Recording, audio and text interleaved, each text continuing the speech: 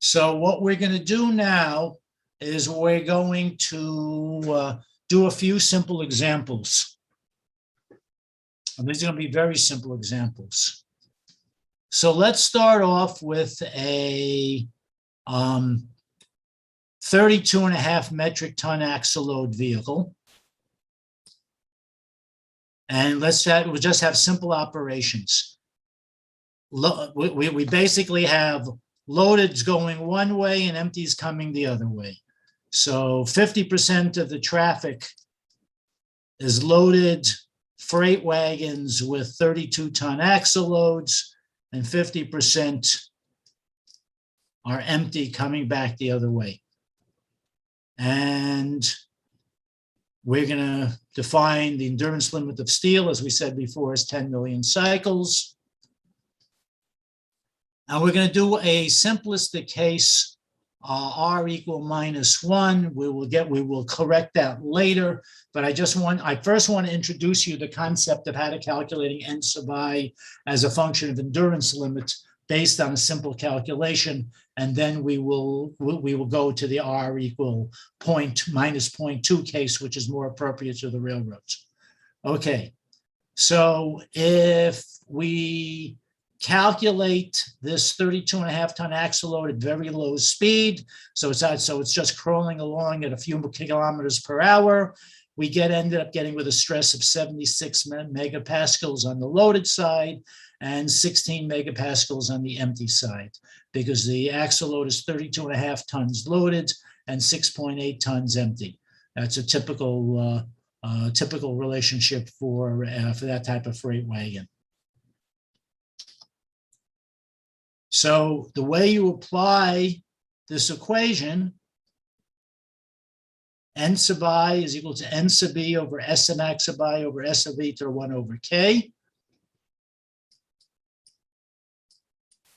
K we know is 0.017.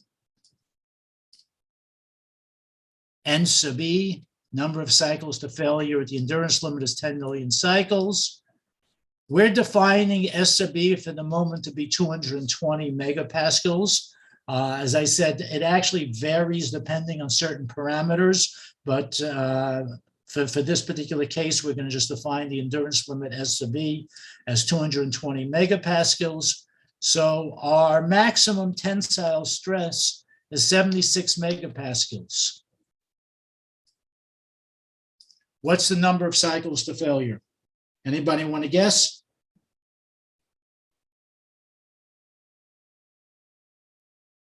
Are we above or below the endurance limit?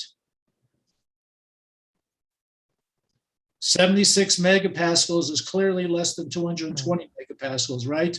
So we're below the endurance limit. Basically, we have 10 million cycles to failure, or if you want to, for simplistic sake, we usually just define that as infinite cycles to failure.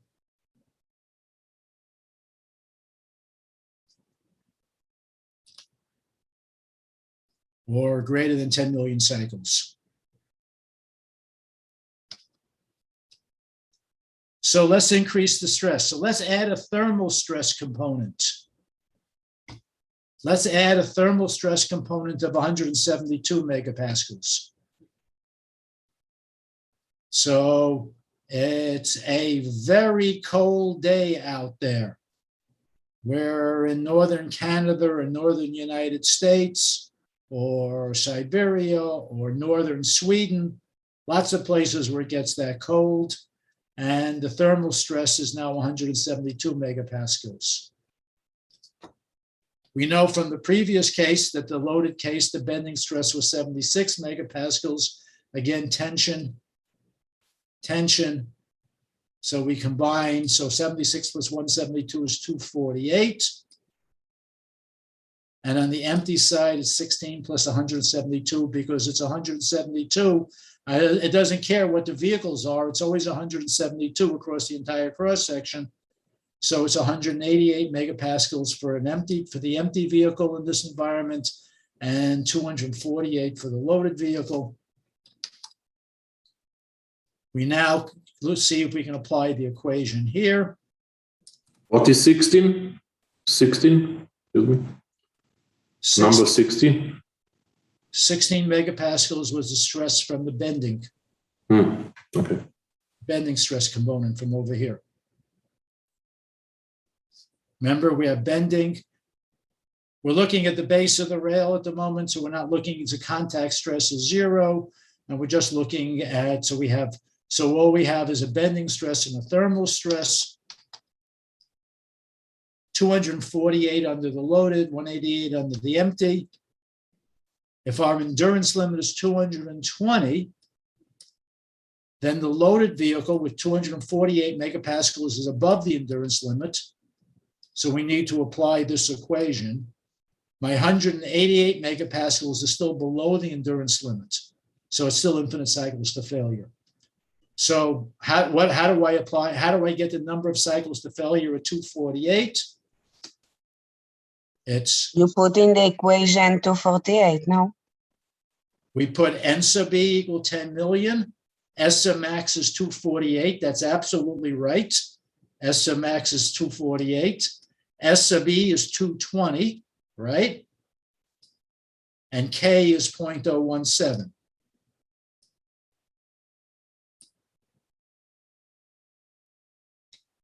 So N sub I is equal to 5 million cycles to failure. Now, notice the nonlinearity, which you can see in the equation.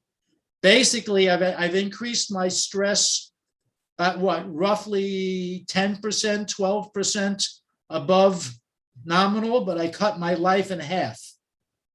So that's because, again, we're dealing with a log-log relationship here. We're dealing with a nonlinear relationship here with exponent to 0.17.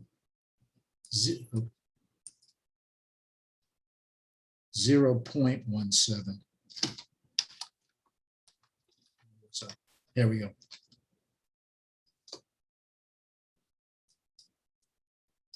K is equal to 0.17.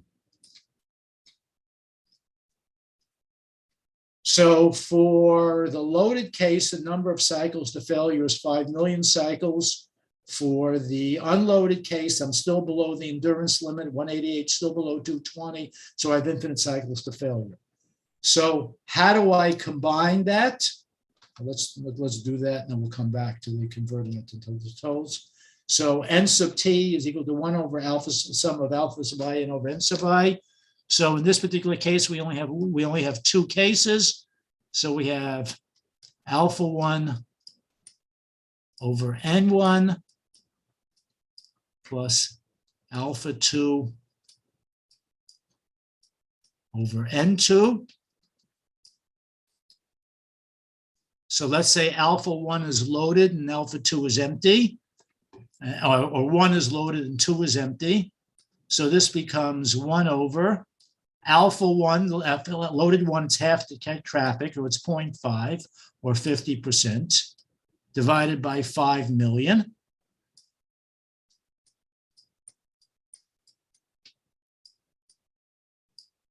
Plus alpha 2, which is also 50%, divided by infinite number of cycles to failure. So this goes to 0, and this goes back up to 10 million cycles.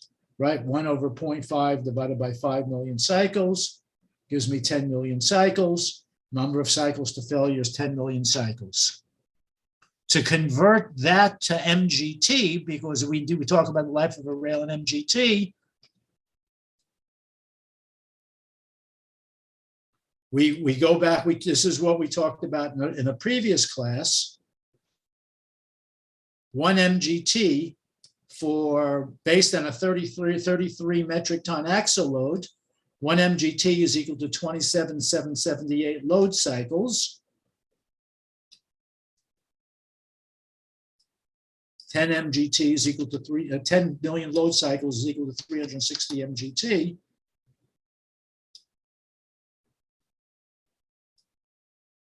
So the life of the rail in this particular case under this loading situation would be 360 MGT. Everybody understand what I did here? Any questions?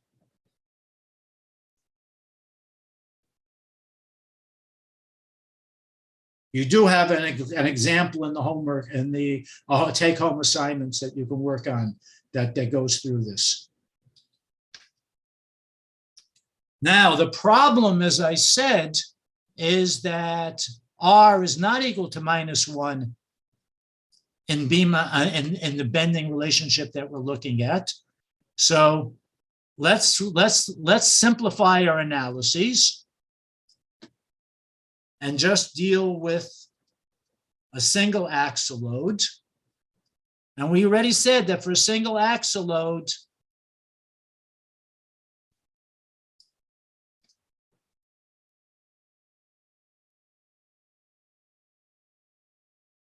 R equal -2.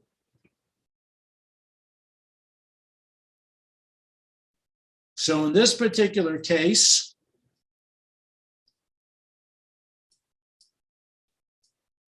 that's 11, excuse me, that's 76 megapascals. That's 380 megapascals.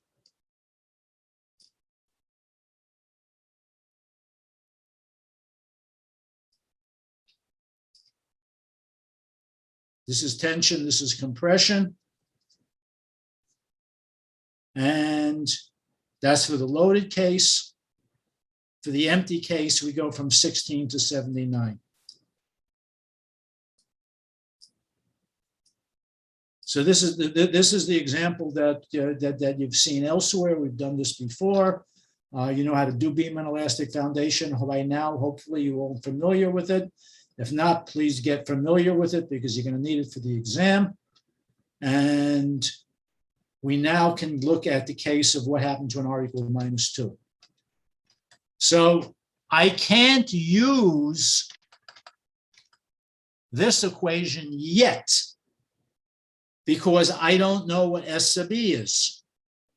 Because my S sub E has now changed and my S sub E is going to vary as a function of my stress ratio.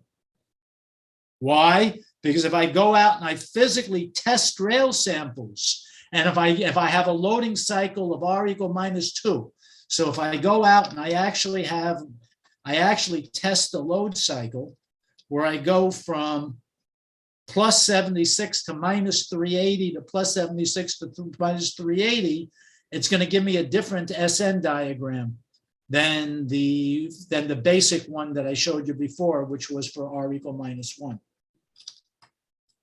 So I use something called a modified Goodman diagram or a modified Goodman SN curve, which is shown over here. By the way, please ignore these. For some reason, those conversions are erroneous. This is the right conversion in metric over here.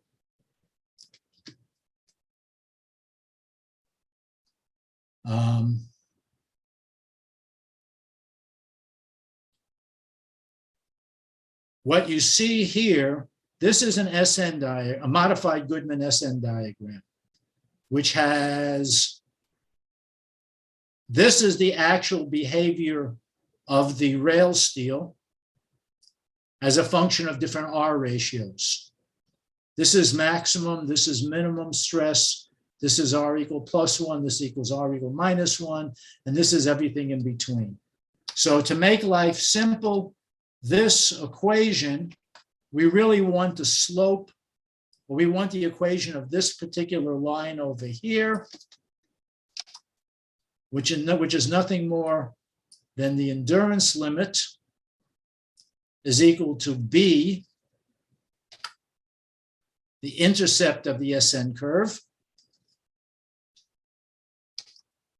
divided by 1 minus M, which is the slope of the M of the Goodman diagram, times the stress ratio that we're dealing with. So this is the equation that comes out of this diagram. This diagram likewise comes out of thousands and thousands of tests. In fact, more so than the R equal -1, because now I have to do tests at different R ratios. So I have to do tests that are equal to -0.1, 0.2, 0.3, 0.4, 0.5, etc., plus 0.1 plus 0.2, etc. So what you can see here is that if R equals to minus 0.2,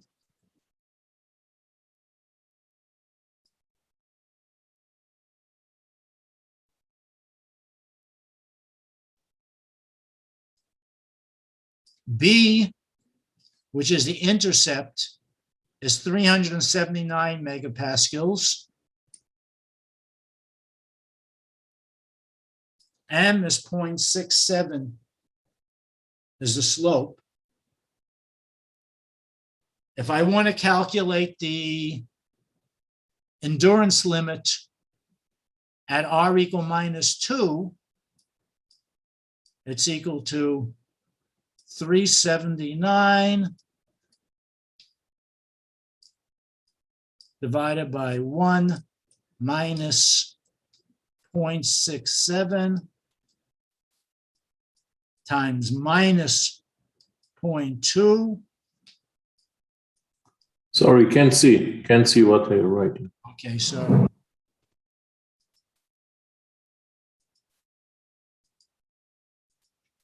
okay.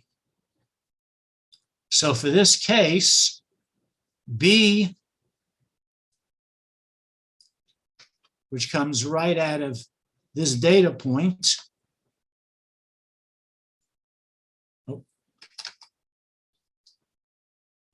is 379.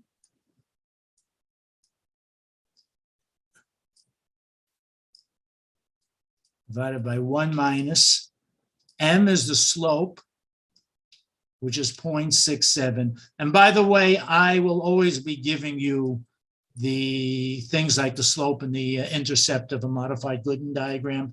That's not something that I expect you to memorize. And the R ratio is minus 0.2. So this is 379 divided by 1.134, I think that comes out to be.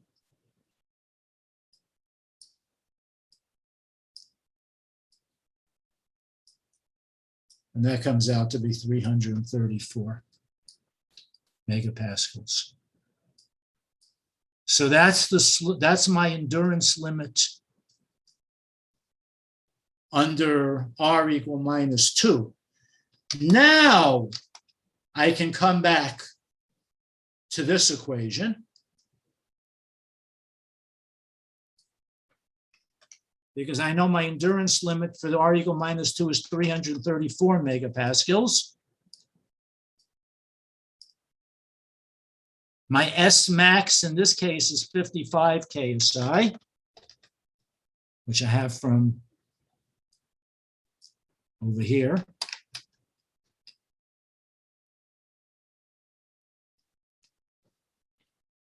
N sub B is still 10 million. So my number of cycles to failure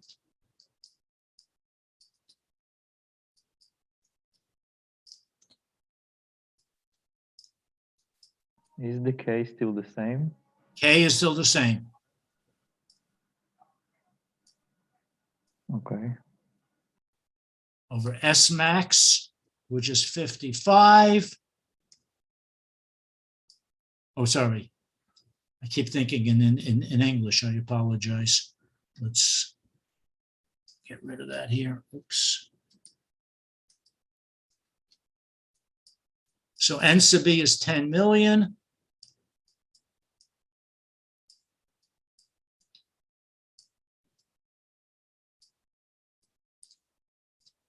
S max is 379 megapascals.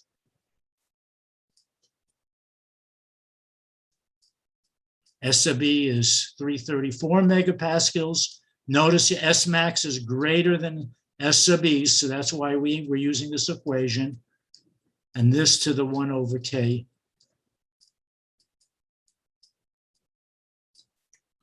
And that gives us 4,770,000 cycles. The empty case, we're still below the endurance limit.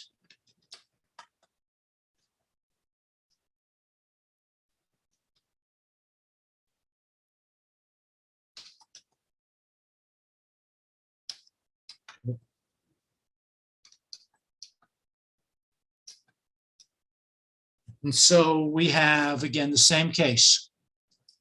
1 over alpha 1 over n1 plus alpha 2 over n2. So 1 over 0.5 times 4,770,000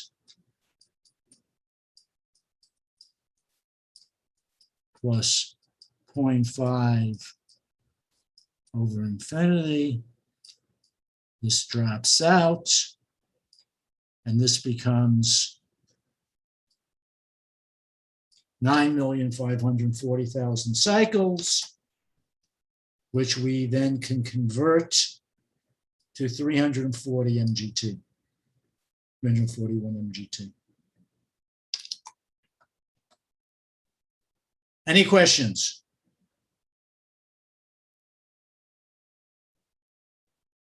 Either you all understand everything perfectly, or nobody really wants to ask any questions in public. They want to just try to solve the problems on their own and send me an email in private, which don't feel bad. I get lots of private emails. So please practice this. Please understand it.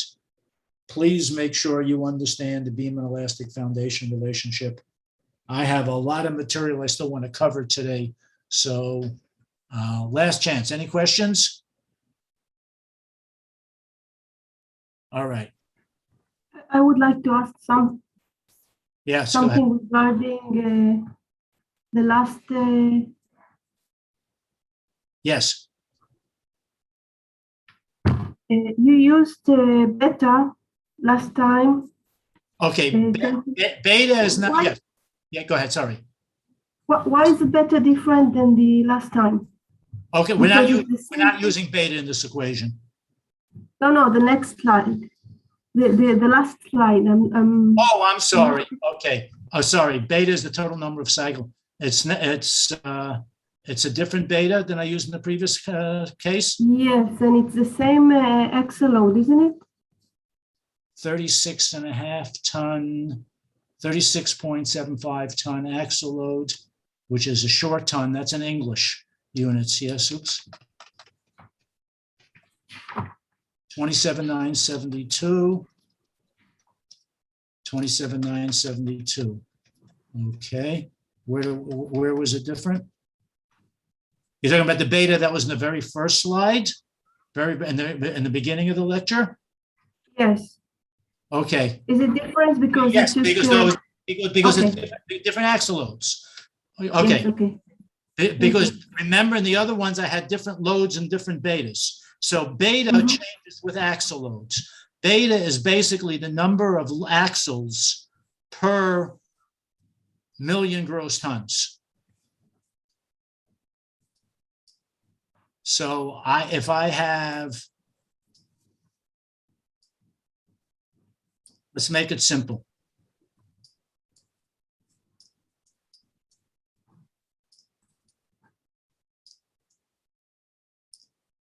If I had a 10-ton axle load,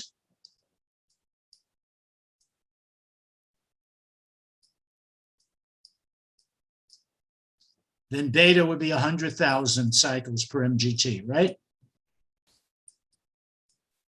Agree? Yes. If I had a 20-ton axle load,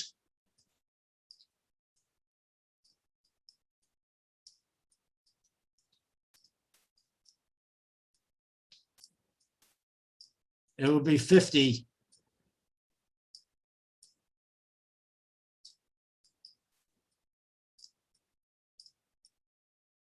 $50,000 cycles per MGT.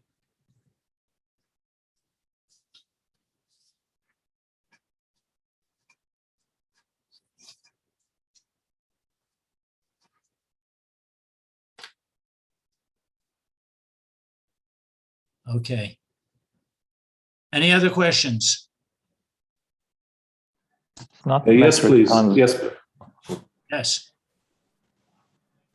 Question, go ahead. What is the connection between the NI, NE, and NT? Oh, sorry, just.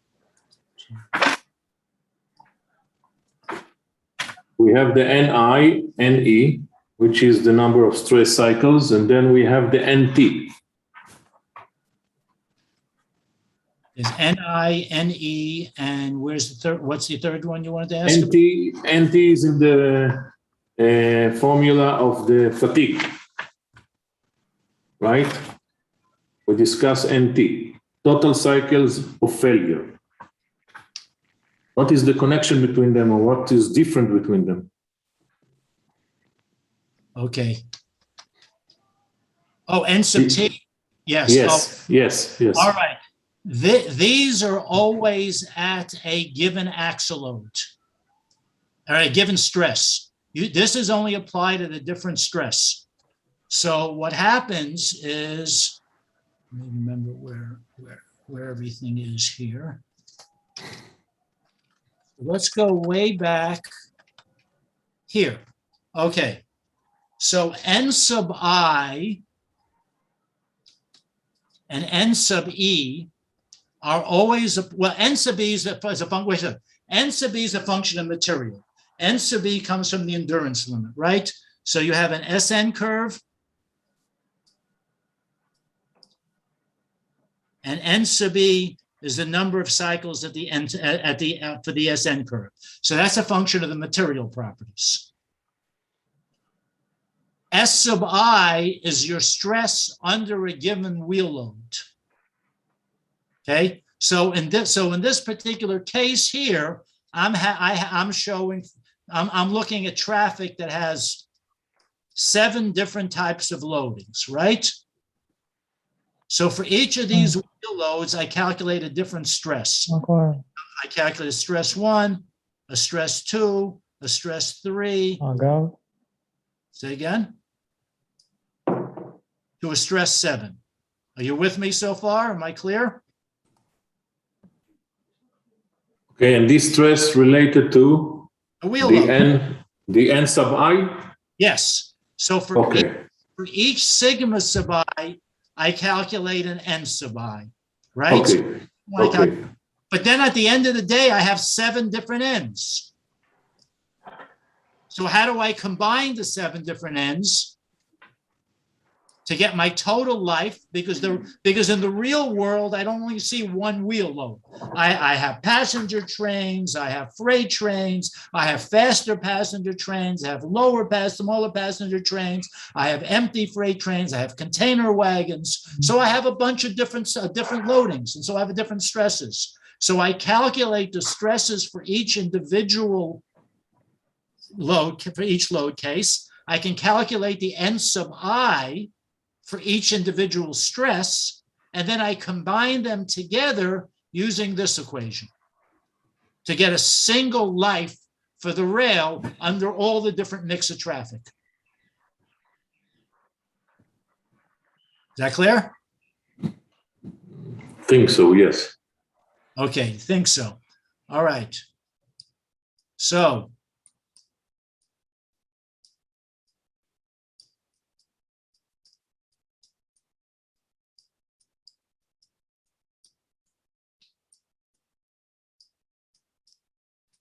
for each load, I get a stress, right? From beam on elastic foundation theory, for adding my thermal stress, adding my contact stress, whatever I'm adding up there, I get a stress. Once I have a stress and I know my material properties, I go through my I can calculate N sub I, right? N sub I is equal to N sub E divided by S sub I over S sub E to the 1 over K, right? But NE is always a constant. It doesn't change. That's correct, because N sub E is related to the endurance limit. Yes. So for rail steel, it can change if I switch steels. Like let's say I'm doing an analysis of the fatigue of a car body. I'm looking at fatigue of the wagon body. So I may end up using 2 million cycles instead of 10 million cycles for that. But for rail steel, it'll always be 10 million. And for wheel steel, it'll actually always be 10 million. So that doesn't change. That's a function of the material properties.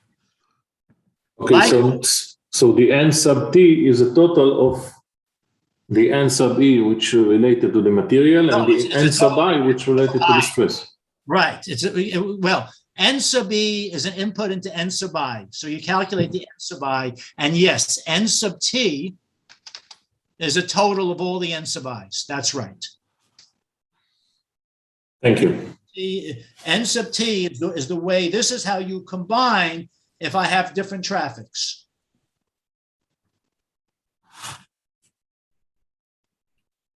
Alan, Okay. can you show the 8th slide before the end of the lecture?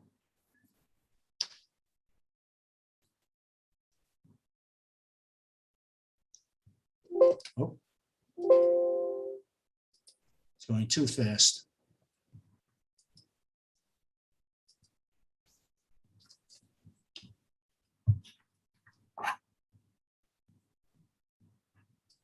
It's a fatigue life. Okay.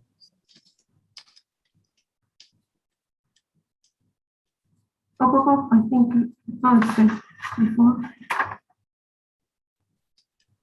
This one here? Another one before. You see here, no, this is the end of the presentation. I'm Yes. looking for the slide 8, the before. Let's see.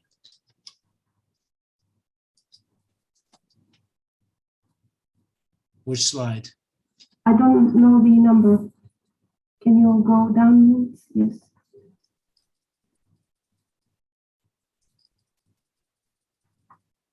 Fatigue life. I think, no, it's 130. Yes. Okay. I thought it was, no, this is the last one, no? No, this is the last one. Okay, but it doesn't matter because in our, what I have in the, in my slide, it's written the number of loads 2700 78. That's what now I understand. It's a different number. Yes. In the slide, it's in the slide that we have in the presentation. I think it's different. That's what I'll go back and I'll check the notes. Okay. I'll check it. I have one question, please. Okay, and then this is gonna be the last question because I have a lot of material to cover today. Go ahead. Okay, just a question about the calculation of the beta. Yeah. Yes. The 35-ton axle load, it's not metric tons. That's right. So if you look, so good catch. Very good. So what you can, let me use. So if you wanted to use 1 mgt metric,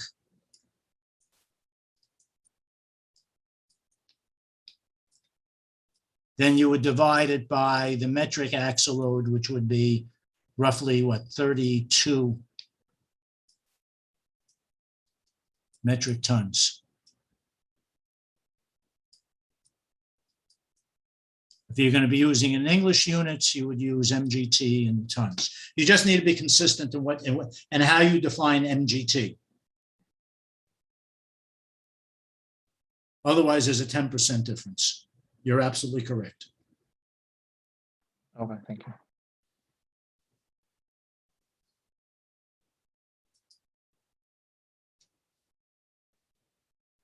Okay. Now where I want to do. Okay.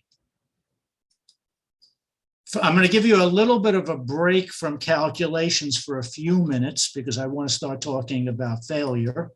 But don't worry, we're going to get back to some math a little bit here too later. Okay.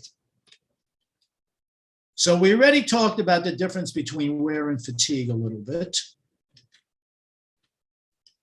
So let's go back and talk about what actually happens in the real world to rail under various traffic loadings. And again, don't be mistaken by thinking this only happens under heavy axle load. Everything I will show you, I have seen in passenger railways, and I've even seen in metros, even though in somewhat of a reduced scale. So it's more pronounced under heavier axle loads and under freight wagon loadings, but we see and we report, and we get the same type of behavior on both on passenger railways, on metros. And again, I showed you the broken rail derailment at Washington Metro on purpose to show you that these things really do happen in the metro. Don't make the British Hatfield mistake. And I will tell you this from personal experience because I was involved with the British with this argument. The British basically said, we don't have to inspect out in the corner of our rail because we don't run American axle loads. We don't run North American heavy axle loads. We don't get detail fracture from shells. It's not a problem. And it wasn't a problem until Hatfield happened, and when they found those kinds of defects, and then when they went out in the rest of the railroad and they found hundreds of those types of defects, and they realized that no, that's a problem that happens in a whole range of load environments, not just heavy axle loads. Okay, so we talked about wear. Wear is an abrasive mechanism for removal of the rail associating with high contact stresses and high forces at the wheel rail interface. Another behavior that we see, and somebody asked me about this in a previous lecture, and I said, wait till I get to this class, is plastic flow. And I have some better pictures of it later. So plastic flow is associated with the stresses of being above the yield stress of the steel. And as I showed you when we were talking about contact stresses, we frequently see stresses above the yield stress of the steel. Now, we do see that in the center of the rail as well, but in the center of the rail, it's a little bit more limited because you usually have unstressed steel on either side of it that's holding it in. But once you get nearer the edge of the rail, you get this type of plastic flow here, here, and even here, where we see it, where we see this plasticity behavior of the rail. Then we have surface fatigue, what's called spalling or rolling contact fatigue. This is associated again with very, very high stresses, both normal contact stress and shear contact stress. And they generate, and I'll show you some pictures of it in a few moments, surface cracking, which is called rolling contact fatigue, which will in turn generate subsurface fatigue defects. And then we have head wear and gauge face wear. So this is an example of a nice piece of worn rail. Notice the little plastic flow over here, just like I showed you in this little picture over there. Again, the new rail head is actually up over here. This is gauge face wear. You can see where the wheel came in very nicely. By the way, there's a nice wear angle over here. So remember that wheel climb effect you saw with Nadal and the wheel angle. You can also get the exact same wheel climb if you have an excessive wheel gauge face angle on the rail. And in fact, many railroads set a standard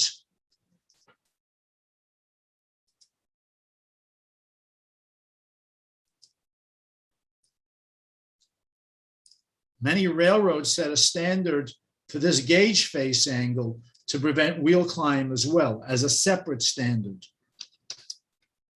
Like the British, for example, do, and several of the US metros do.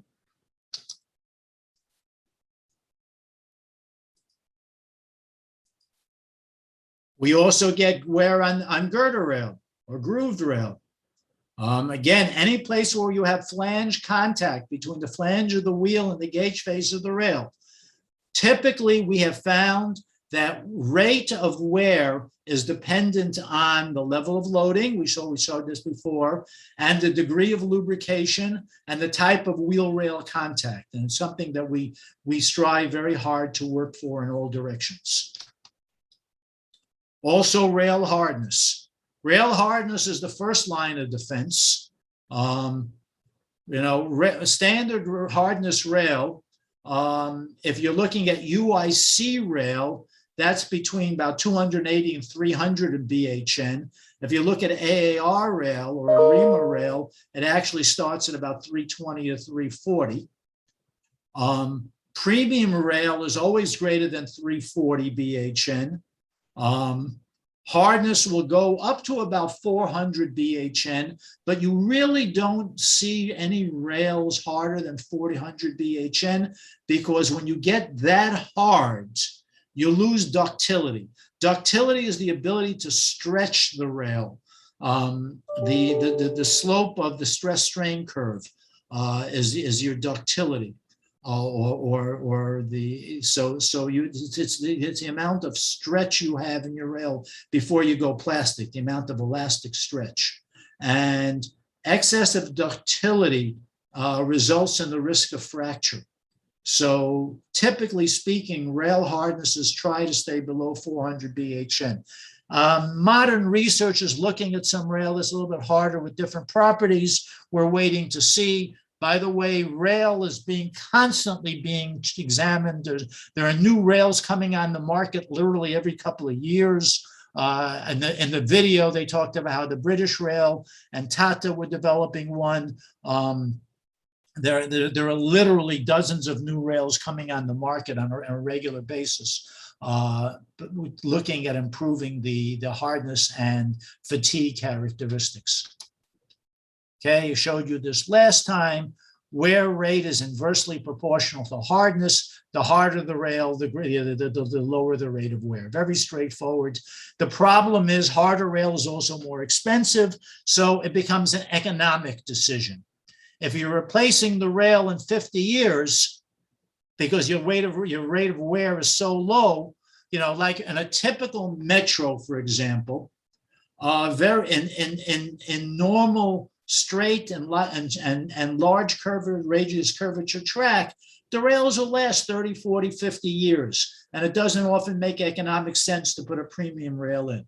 But if I have curves that have a radius of 100 meters or 150 meters or 200 meters, my rail can wear out even on metros in 3 to 4 years. I've seen metro rail having to be replaced in 3, 4, 5 years on very sharp curvatures. And so there, it starts making economic sense to pay more money, put in a premium rail, because the cost of the steel is only a fraction of the cost of the installation. The cost of the installation is very expensive for all railways. In fact, the cost of installation is almost always more than the cost of the rail steel. So if rails are going to wear out fairly quickly, and fairly quickly being 3, 5, even 10 years, the economics of premium rail comes into play. So this is where you take off your engineer hat and you put on your engineering economist hat, because you still have to make a decision as to where it makes sense to put in expensive premium rail as opposed to cheap standard rail, cheaper standard rail, since standard rail is not cheap by any measure. Now, In addition to putting in premium rail, we can also lubricate. Lubrication is an extremely effective method in reducing rail wear. We see it everywhere. We see it in freight railroads, we see it in passenger railroads, we see it everywhere. And really effective lubrication, I like to highlight, really effective lubrication reduces the coefficient of friction to about 0.2. Some people stretch it out to about 0.25, but generally less than 0.2 or 0.25 is really effective lubrication. No lubrication, and my coefficient of friction is up around 0.4, 0.5. If you remember the Nadal equations that we were working with, we were dealing with coefficient of frictions as high as 0.5. You know, you see a nice rusted piece of rail out there that hasn't run traffic on it for a while, that can have that high coefficient of friction. Can I have a question? Yes. This increased the distance for braking distance, isn't it? Now we're getting into a problem that we see particularly in metros, which is why Rima's asking the question. Great, it's a problem, right? It's a major problem because what happens, and Rima, I was going to talk about this later, Rima, but it's perfect to ask him to talk about it now. What happens is when you lubricate, you obviously want to lubricate the side of the rail because that's the wear you're trying to address, where the wheel flange is the side of the rail. That's the rail you're trying to address. The problem is lubricant is a grease and it moves and it migrates. And if it gets to the top of the railhead, then it affects your braking.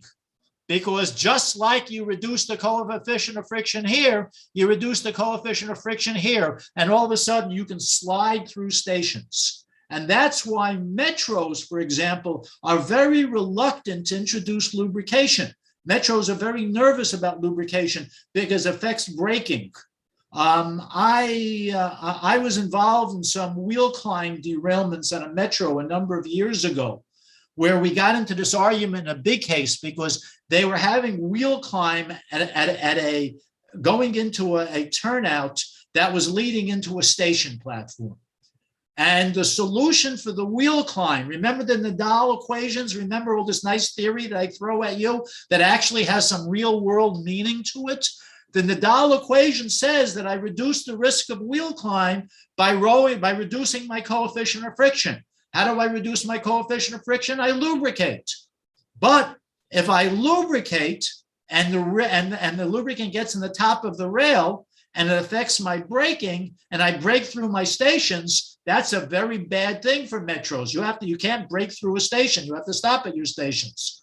So what we ended up doing on that particular metro is we actually ended up applying the lubricant with a brush. With a broom, with a long-handled brush because of safety. And we just made sure that the lubricant stayed only on the gauge face of the rail and never migrated to the top of the railhead, like with a conventional lubricator.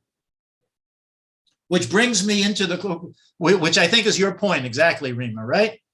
Okay, so we're going to get to a third issue called friction modifiers in a few minutes. So just give me a couple of minutes because there's a third animal in here.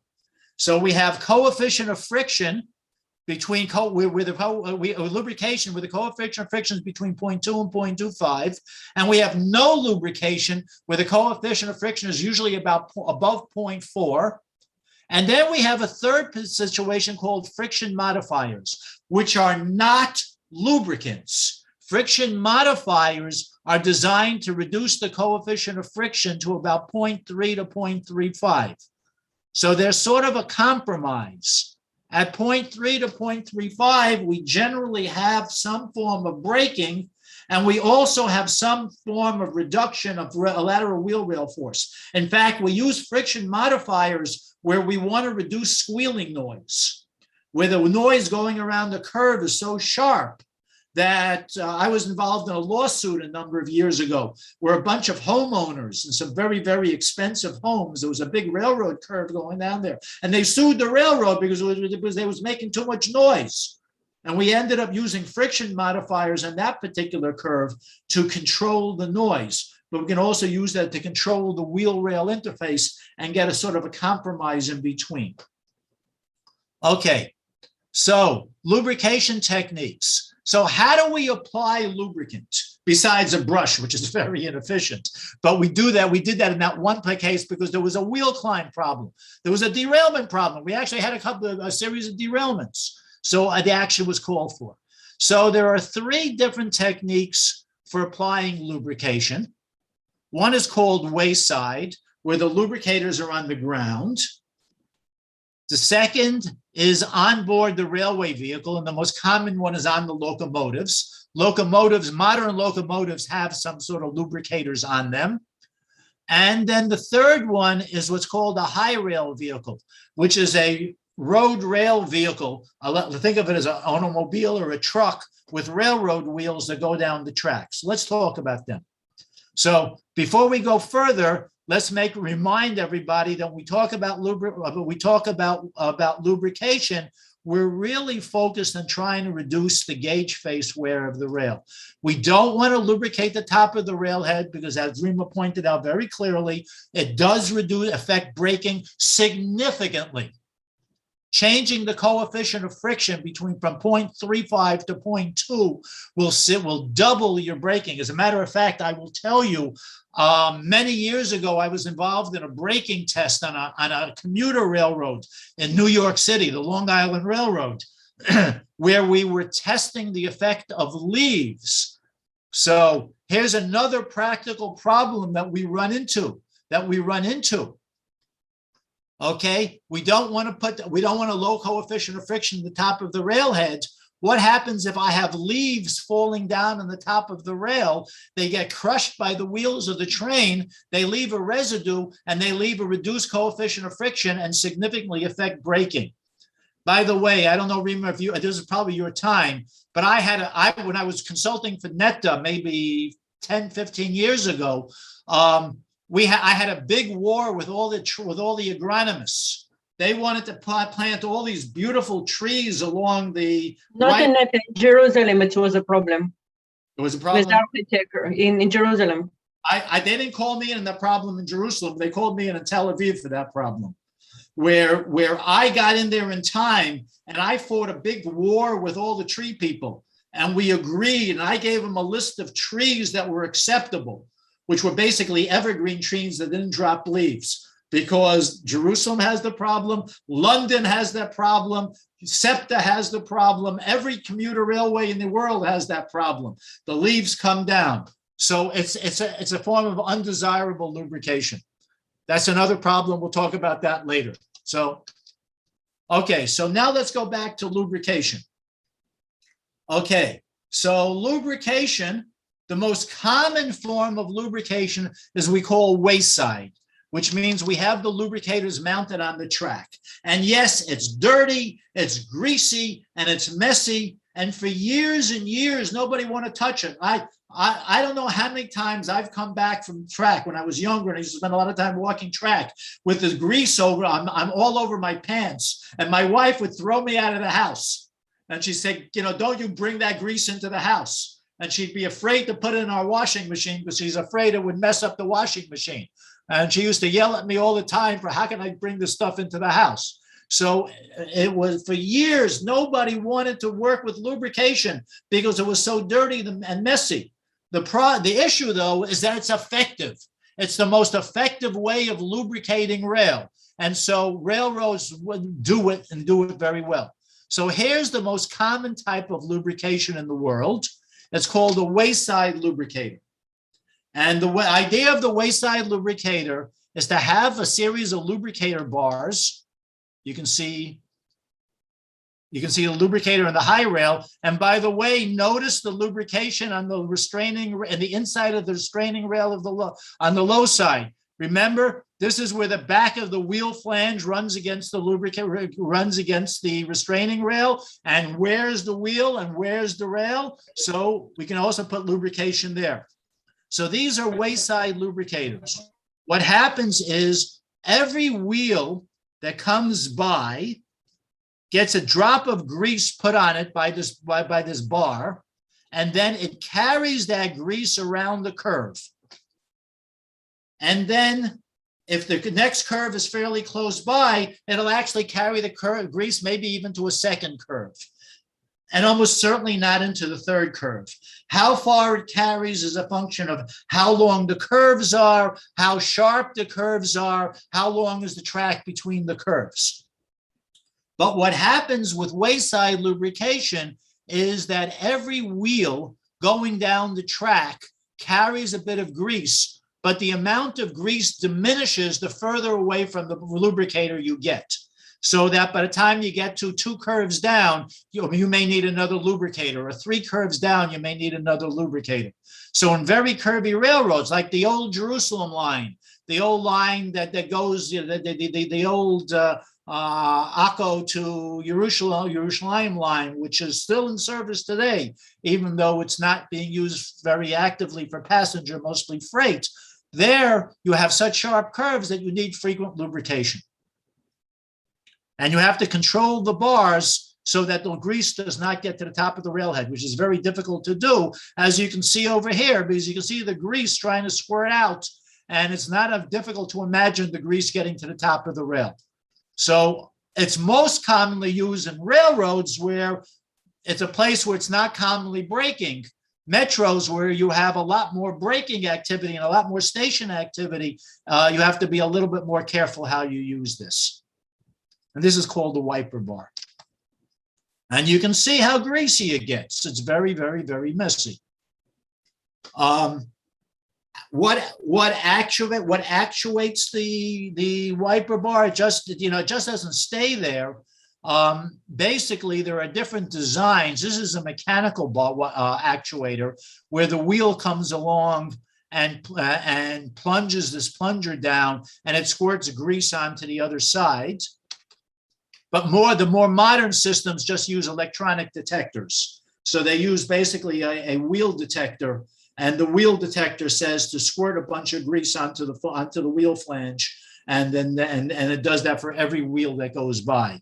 So you have mechanical, you have hydraulic, mechanical, and then you have electronic. The electronics are the most efficient. The electronics have the least amount of waste. And of course, the electronics are the most expensive, naturally. Now, how effective is lubrication? We've seen test data that in a controlled environments, we can reduce the level of lubrication, a level of wear by factors of 6 or 7 or as much as 10. Lubrication, good lubrication, is more effective than use of a hard steel or a premium steel. It's about double as effective as using the best premium steels in a really good environment. Even in a dirty environment where you're out in a desert, where you get sand blowing and it contaminates the lubricant, it will still reduce wear by factors of 2 or 3, particularly in sharp curves. So lubricant is very effective. Now, the most effective is to put lubrication on alloy steel or premium steel or a hard steel. But there is the effects are not linear. If I have an improvement of a factor of 3 due to lubrication and an improvement of a factor of 2 due to alloy steel, if I put them together, I don't get an effect of 6, an improvement of a factor of 6. I get an improvement of factor of maybe 3.5 to 4. It's a non-linear effect in the wrong way, but it still gives you a combined effect. But good, well-maintained lubrication is so effective that you can use standard rail so long as you maintain really good lubrication. So another way of lubricating rail is through a high rail vehicle. So in this particular case, a high rail vehicle is an inspection truck with railroad wheels. Sorry for the picture. This is a better picture, but you can see this is on the railroad wheel. These applicators drop down in the down position, and then they can lubricate the rail. Nope, not that one. They can lubricate the rail on the gauge face right on the gauge face of the rail accurately without it going to the top of the railhead. So this is a very accurate way of placing rail. The problem with this is that on a busy railroad, it doesn't put enough lubricant down because I have trains. I can only get in there maybe once a week or twice a week to lubricate my rail. So if I get in there once a week, so the first train after I go by is wonderful. That's great lubrication. The second train, okay. The third train, okay. By the time I get to the 10th train, there's not much lubricant left. And by the time I get to the 20th train, there's no lubricant left. So it wears out very quickly. So this type of lubricators are more commonly used in lower density lines or where I can get in there frequently and I don't have that many trains. But if I have a lot of trains, this is not effective. This doesn't give me enough coverage because after 10 trains already, I've really lost the effectiveness of my lubrication. The third type of application is from onboard a locomotive, where I use a locomotive I have a spray, and I use oil here rather than grease, and I spray lubricant onto the face of my rail. This works very well to lubricate the locomotive wheels. And in fact, because changing locomotive wheels are very expensive, its primary purpose is to locate locomotive wheels. But remembering that on a freight train, you may have one locomotive to 40 wagons or 50 wagons, it doesn't give you protection for all the other wagons. So theoretically, you can put an onboard lubricator on every wagon, but number one, that's extremely expensive. And number two, who's going to fill it? The locomotives go into the shop on a regular basis for fueling. And when they go into the shop for fueling, they fill the sanders and they fill the lubricators. That's part of the process. But wagons don't go into the shop that very often. And so there's no way to guarantee that if you put these things on a wagon, they would work. Now, having said that, the exception is on metros.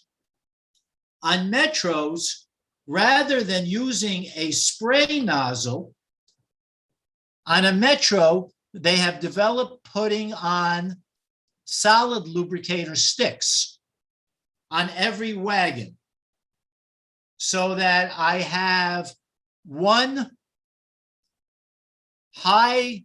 lubricating stick applying a lubricant to the flange. That's this stick over here. Notice it's applying a lubricant to the flange.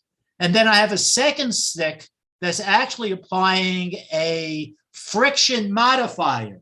So this is a different stick than this one. You notice the shape is different on purpose. The cross section is different. You can't fit this stick into this holder on purpose because this is for friction modifiers and this is for lubricators, and you never want to switch the two. Otherwise you have the problem that Riva mentioned, that you just lose your ability to brake. So for a closed systems like a metro, where you only have a limited number of wagons, 50 or 100 or 150 wagons or 200 wagons, you can afford to put this on your wagons. And your wagons also are very expensive. So you can afford to put these on your wagons. In a freight railroad environment where you have thousands or tens of thousands or hundreds of thousands, or like Europe and the United States, millions of wagons, it's way too expensive to put this on every wagon. Plus, they're not checked. Again, metro wagons are checked every night. They go into a step. There's at least some walking inspection done of the metro, even a simple one. And then there's a more serious inspection every 30 days where you can spot the need to replace these lubricator sticks. There's a picture, an actual one. So you can see one working on the tread and one working, this is on the tread and this is on the flange. And again, you can see the shape, by the way, is very different because you don't want to mix friction modifiers and lubricators. Here's a close-up of what a friction modifier looks going on the tread of the wheel. And again, these are very effective. I'm going to skip some of these because I want to make sure I get through this quickly. Okay, so friction modifiers, as I mentioned, is used to actually control the friction of the wheel rail interface to provide an intermediate coefficient of friction. This is 0.3, but so it's often between 0.3 and 0.35. You don't want to get down to the 0.25, 0.2 range because then you lose braking. You don't want to get up to the 0.4 to 0.45 range because then you have very high rates of wear. So this is something that's used elsewhere, used in the intermediate size. And again, it can be used on board the vehicle, like I showed you with the Metro vehicle. It can also be used wayside. Here's a friction modifier wayside installation. Again, you notice it's in a Metro. And what actually happens is that there's the friction modifier are these white particles here. They're suspended in a colloidal spray of some sort of carrier, usually water. So they're sprayed under the top of the railhead. The water, the carrier evaporates, leaving behind the residue, which is the friction modifier. By the way, I will mention this as a fact. By the way, rain is also a lubricant of some sort. Not reliable, but for years and years, New York City Transit actually used water as a lubricator rather than grease, because the water, they were able to evaporate more quickly and they felt it had less effect on the braking. It was closer to acting as a friction modifier. Since this time, New York City has started using friction modifiers, of course, but for years they used water, only plain water as a modifier. And by the way, the classical shows you how water is really a good friction modifier is you have a steep grade and your locomotive's trying to go up the grade and it rains and it's pulling a heavy train. All of a sudden its wheel and spool spin, and that's how you get engine burns. What about the corrosion? Water causes corrosion. Water causes corrosion, but when it rains, doesn't make a difference, right? Okay. Salt water, so the good news is fresh water causes less corrosion than salt water, unless you're in a Metro, in which case then you have the ground return and then you have the electrolysis effect, the stray current effect. So that's again one of the reasons why it's reduced a little bit. In those Metro locations where they're concerned about corrosion, they can use a carrier that's a non-corrosive carrier as opposed to water. So the carrier for a friction modifier does not have to be water. It could be a non-corrosive carrier. But yes, you have to worry about rail-based corrosion, particularly in Metros where you have where the running rail is the return for the traction current. It's the ground for the traction current.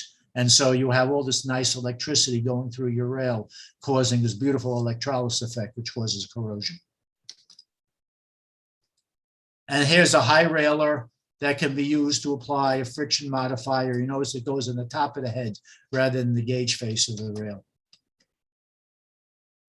And if you really don't do anything and just let your rail wear down to the nub, you can get this. These are real rail sections that are taken away. Now, the good news is this very seldom happens because the rail will break before you last very long like this. But notice the beautiful plastic flow. Notice the wear, the very high level of wear. And talking about plastic flow,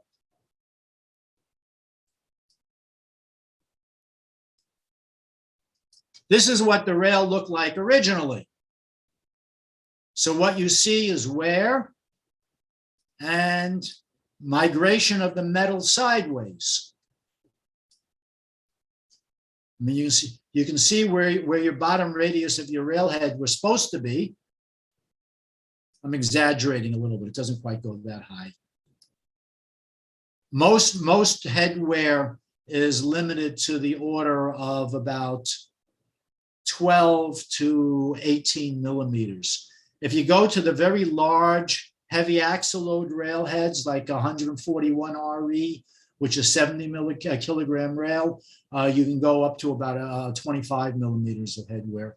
It could be allowed. But for say UIC 60, most of the time you're sitting in the 12 millimeter range, plus or minus a few millimeters, depending on your axle loads and your standards. So we talked about contact between the wheel and the rail already. We talked about the issue of contact stresses. Contact stresses does affect wheel rail contact, and as a result, it affects your wear very significantly. It also affects your fatigue. Again, this is good centralized contact. Plastic flow. Plastic flow happens when my contact comes out here. I'll show you a slide in a few moments. But plastic flow, this is again actual plastic flow on the field side of the railhead. You can see this in the photoelastic model.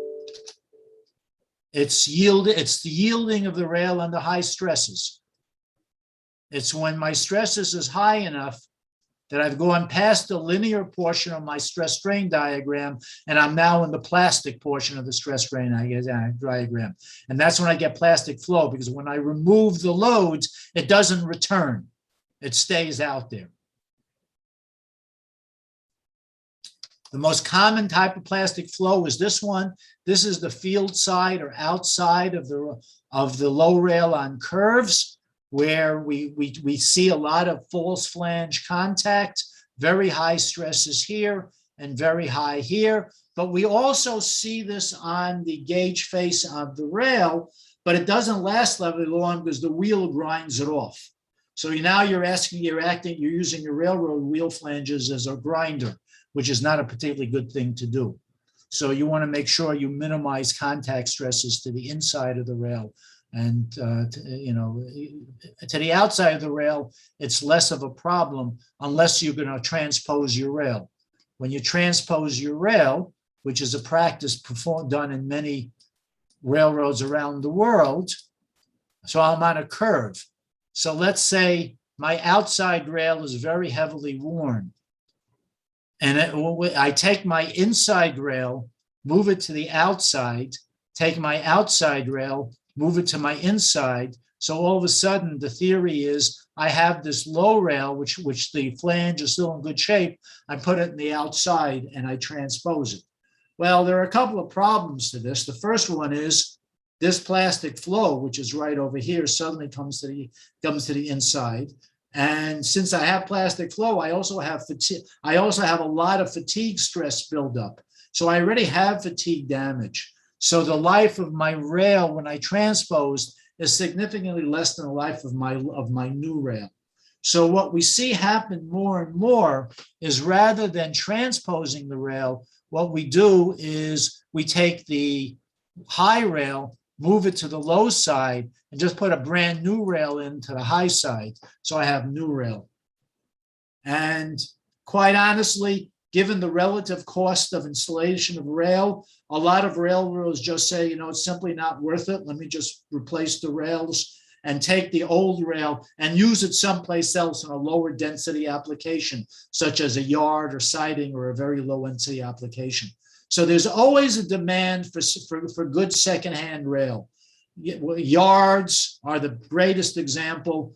Sidings are a common example. Any place where the traffic is significantly less, I can take rail out of mainline track, put it in the secondary track, and put new rail back in there. And then we talked about wheel rail contact at the gauge face of the high rail. So there's my favorite one-point contact. Very high stresses. This is where I get my combination of bending, fatigue, and thermal forces, all bending, contact, fatigue, and thermal forces all together to give me my maximum fatigue stress behavior. So if I actually look close up to my rail underneath here,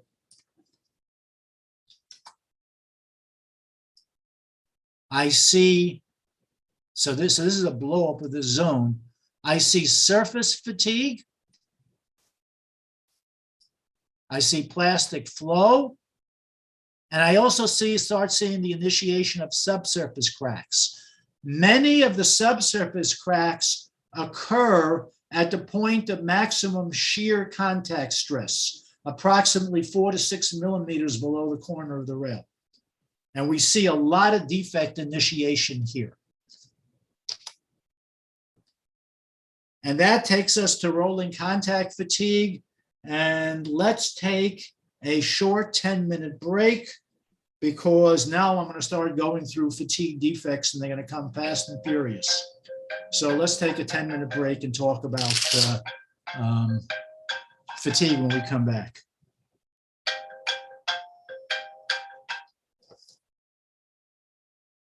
Hello?